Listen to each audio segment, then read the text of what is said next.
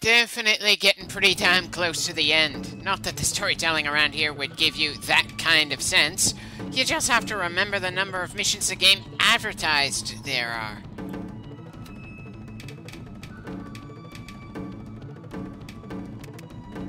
I somehow doubt that the defensive and offensive passives I just added will mean all that much. Still, I suppose there's no harm in throwing those things in.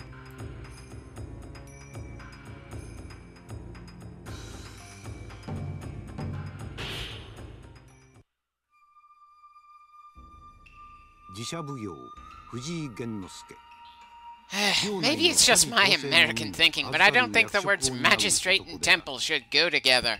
But then, Buddhist temples during the Sengoku era of Japan were certainly tied to a given government in a given province. Hell, infamously, there were a good number of monks that fought to prevent Nobunaga Oda from gaining more power, and he responded by setting Mount Hiei on fire. Not that the story of this game is anywhere near that interesting, despite the fact that we're so many missions in. We've had no sense of politics going on as things happen. No sense of anything really progressing. No sense of character interactions going on. Hell, I dare say there isn't even a single two-dimensional character despite the sheer amount of time we've been in this game. Shiggy is arguably the most developed person in the game, and he feels pretty one-dimensional considering how little we've seen and heard from him. We just know he's supposed to be a highly skilled bastard and is dealing with an idiot in charge of the clan that's supposed to be leading him. Not that he seems all that intelligent in his own right, since he didn't bother doing anything to the vulnerable and hyper-competent player character after knocking us out.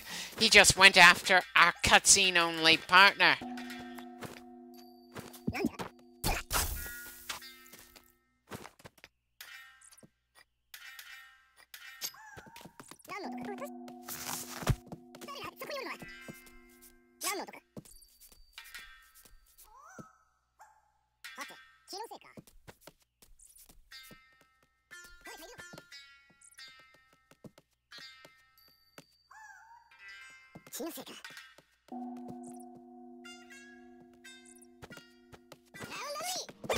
Okay, apparently not much point in staying there for a good amount of time looking for just the right moment.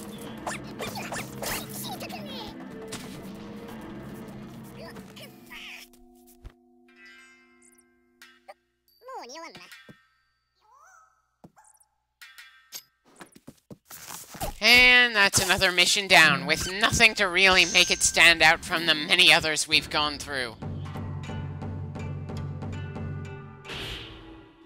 Yeah, definitely nothing worth remembering there. On to mission 44.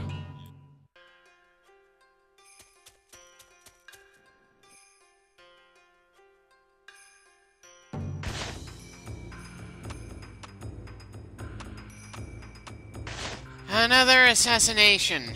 I know it's a ninja game, but they just haven't done enough to change things up for us in a 51-mission game.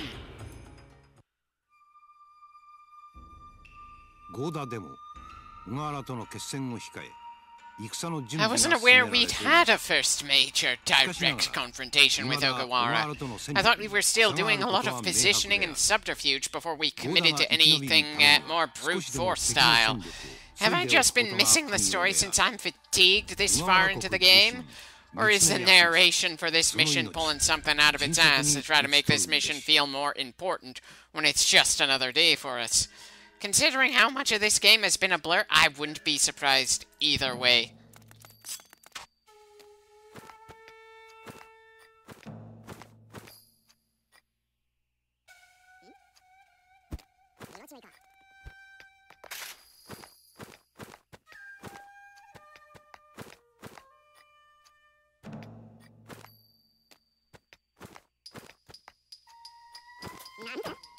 I'm sure the armored guys are supposed to be tougher, but it's hard to really get that sense around here. Because again, we're slaughtering the bastards left and right and trying to do so from behind when they can't fight back at all. Very hard to get a solid grip on how tough the enemy is if you're constantly taking them down from behind.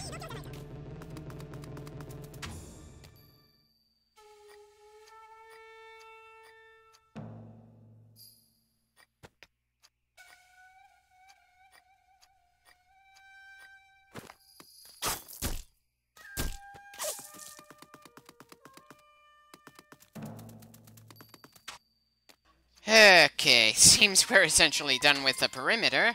Just need to get this guy and move on to the next part of the castle.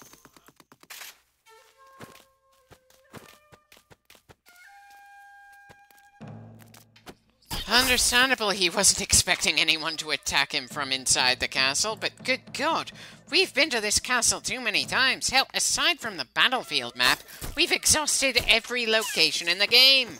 And good God, I really wish this was already the final clip. At least we're pretty close to the end. That's got to be worth something.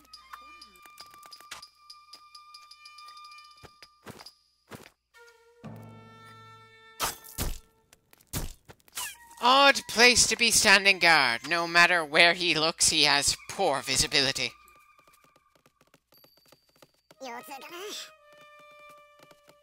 Wait, is that the same sprite for the leader of the Ogawara clan? Well, those guys certainly can't take much of a beating. Wait, if he saw us, then why isn't he charging closer? Ah, that took him long enough. Bloody hell, I was starting to get the impression he wasn't going to move anywhere at all, giving us a very easy chance to get a backstab on him in a bit. And bloody hell, I was not expecting to see a second enemy showing up here.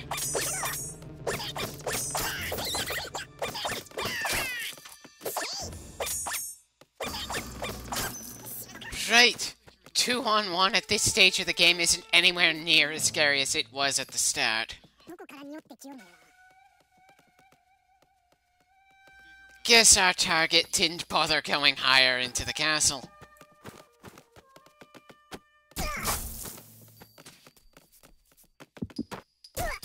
And that's another mission down. I really wish I could give a damn, and I doubt we're gonna get any missions that make me give a damn this far in when the story's been this non-existent.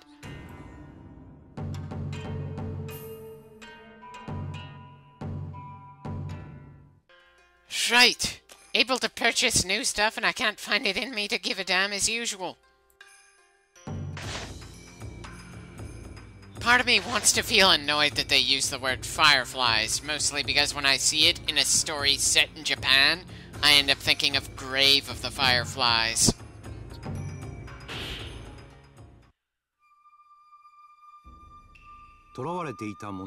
Are they referring to the unnamed partner we lost quite a few missions ago, or is there some other prisoner they're referring to here? Again, the briefings are not making things anywhere near clear enough for us. At least, if you're the type of person to give a damn about that sort of thing.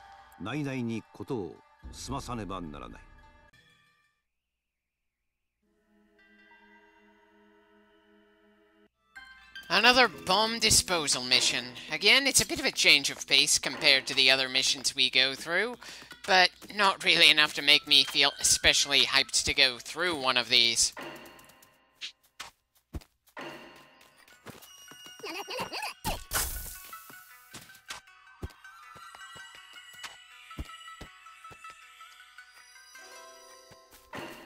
Is there anything even worth destroying in this village where they placed all these bombs? It's just random little boxes in a random village that probably doesn't mean much of anything to anyone.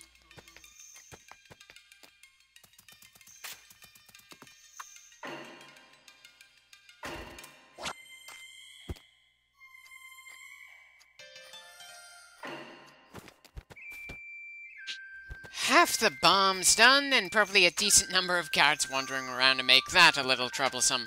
Not that I'm all that likely to feel any form of tension when we, run into them, even if they do see us and I decide to fight them directly.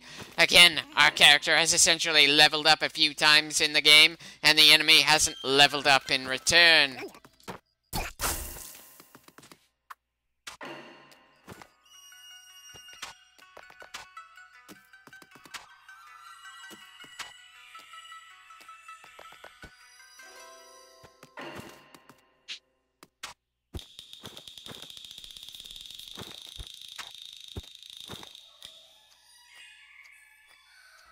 Almost thought that was a civilian there. Then I saw the sword on his belt. I'm sure I should probably use the Japanese word for belt, but still, I just do not give enough of a damn to check what that word is, so I'm just using the one I know off the top of my head.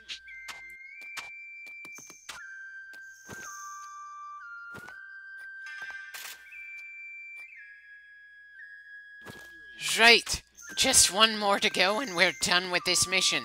And have I mentioned that this game feels like it has too many missions considering the actual amount of content it has in terms of gameplay and storytelling?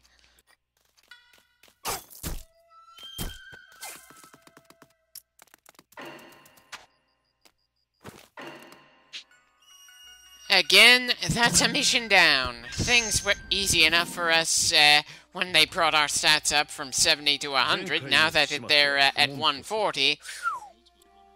Wait, I'm sorry, what failure are you referring to? Every mission so far in this game has been a success, hence why we are allowed to be this far in.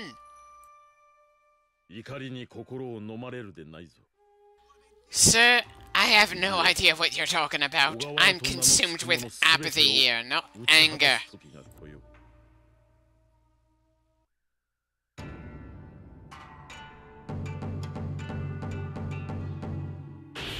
Again, getting something other than Ninja 5 is bringing a smile to my face when I'm damn sure that's not the reaction the game designers meant for us to feel. It's just something to help differentiate things from what we've already gone through so far.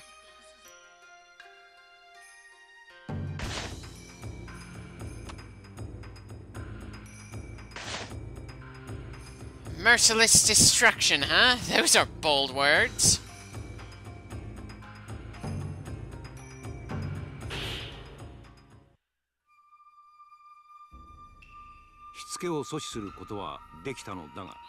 Well, of course war seems inevitable. We've been slaughtering people left and right that have been associated with Ogawara since the first mission of the game.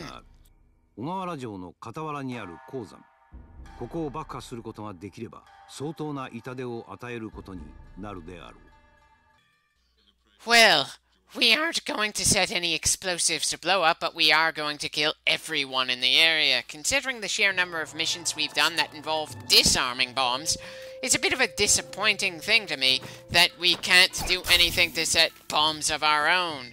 I don't care that bombs are essentially an anachronism considering the time period. Turnabout is indeed fair play. Not the most noble thing to say, sure, but we're ninja. We're not supposed to be especially noble. We just get the job done and move on. Possibly an unhealthy way to look at it, but hey, it's what got us this far. And it's what'll let us complete this thing.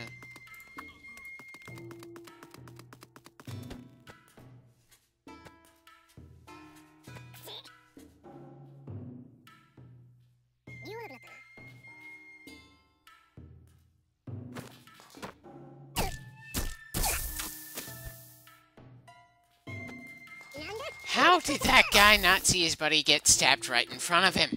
Again, it just feels like the enemy is too inconsistent around here.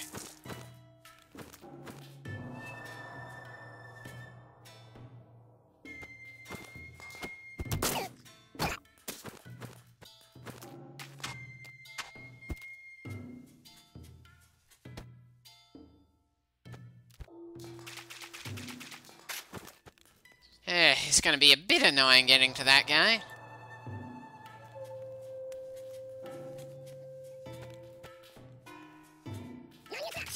And I was so distracted by the guy down there, I forgot to make sure nobody came up behind us. Has that happened to us before in this game? I kind of want to say no, but at the same time, so much of the game has been a blur, I wouldn't be surprised if we've made that mistake before. Anyway, a little over half the enemy is done for at this point.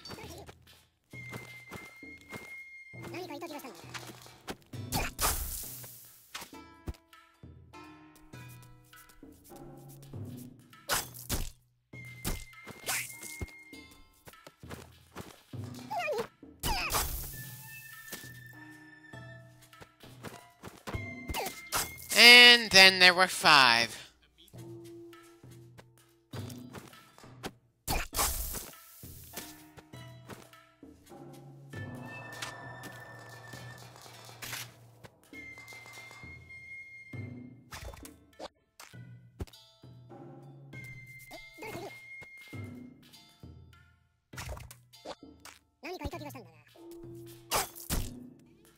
Well, we've run out of places they could be moving forward. Time to start checking the places we've already gone by. This is certainly solid evidence that I'm not as thorough as I try to be, but to be fair, 16 out of 19 is a pretty solid percentage. But the only way we're making progress is to take down 100% of the bastards here.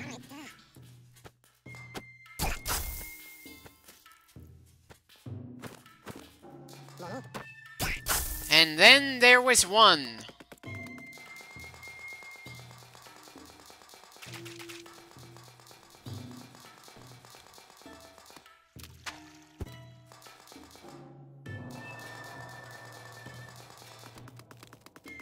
And of course, that one is a pain in the ass to find. Not really much for me to say as I wander very familiar ground trying to find our final man.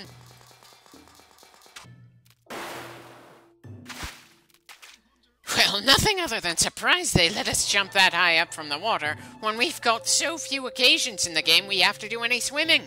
Seriously, last time we swum in this game was all the way back in the tutorial. How many games that give you the option to swim give you so few opportunities to do so?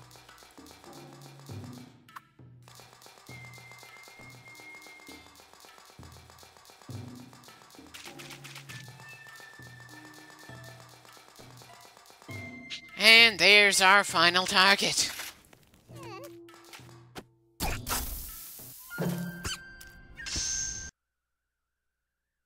Okay, we're getting a special cutscene here.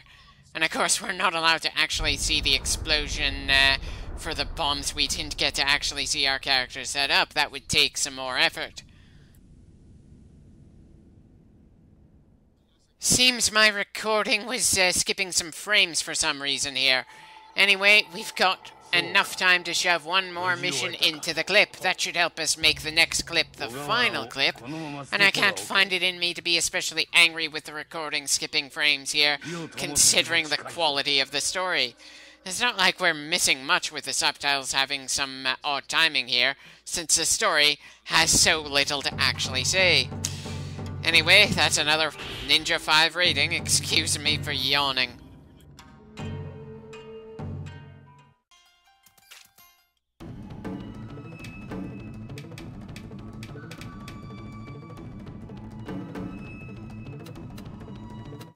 Again, not much worth getting in the store, and what I got was more for the sake of spending money than because we need it.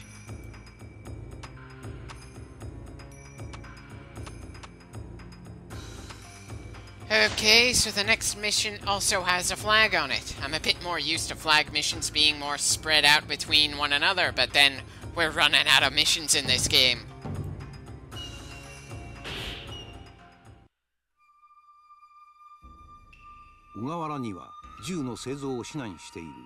Again, I kind of wish the game made it more clear what foreigners are trading guns with the enemy. Seriously, what country is it? Hell, considering the sheer number of foreigners we've killed over the course of the game to try to stop the drug and gun trade, you'd think another nation would try to invade Japan.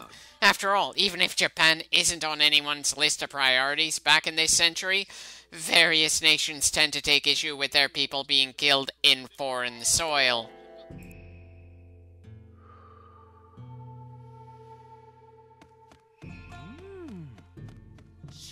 Huh. Wasn't expecting this guy to say anything.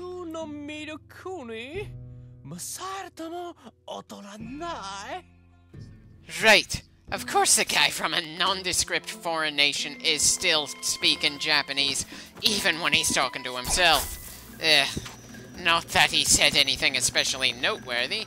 I've just gotten so used to being sent to assassinate a bunch of forgettable, voiceless nobodies that this guy kind of stands out for the most mundane of reasons. Apparently, nobody hears the chicken make a random cry if they're more than a set distance away, just like with the bell string traps. How the hell did that guy not notice us as we tried to slash at him and just bounced off the oddly indestructible wood? You'd think he'd at least have heard it. And like with a lot of questions, I probably shouldn't feel the need to ask this many clips in.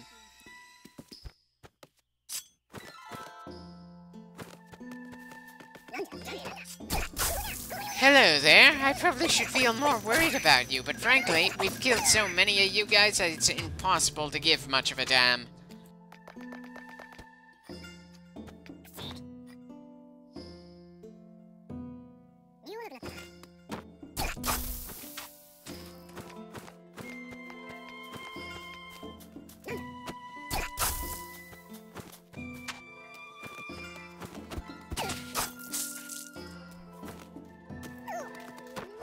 I feel like that guy deserves to get to fight against us instead of getting stealth killed, considering when he spotted us.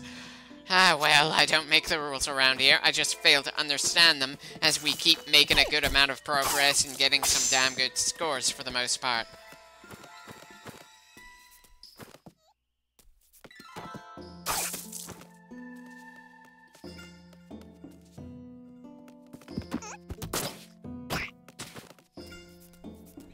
I probably said this a long time back in this game, but I don't like the neck snap kills. We have a sword out.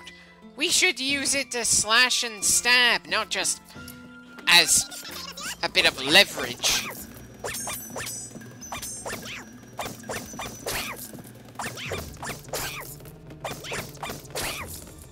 Well, this guy can take a beating. I suppose that's something worth respecting this far in. Too bad for him, he's not got much of a chance even with some help.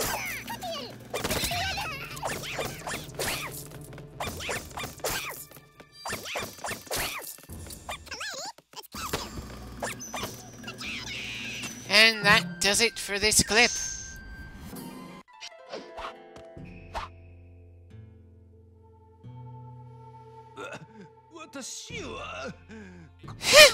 Buddy, that's a death sentence in these parts. Have you not heard of how many other people have died in the Kodama trade?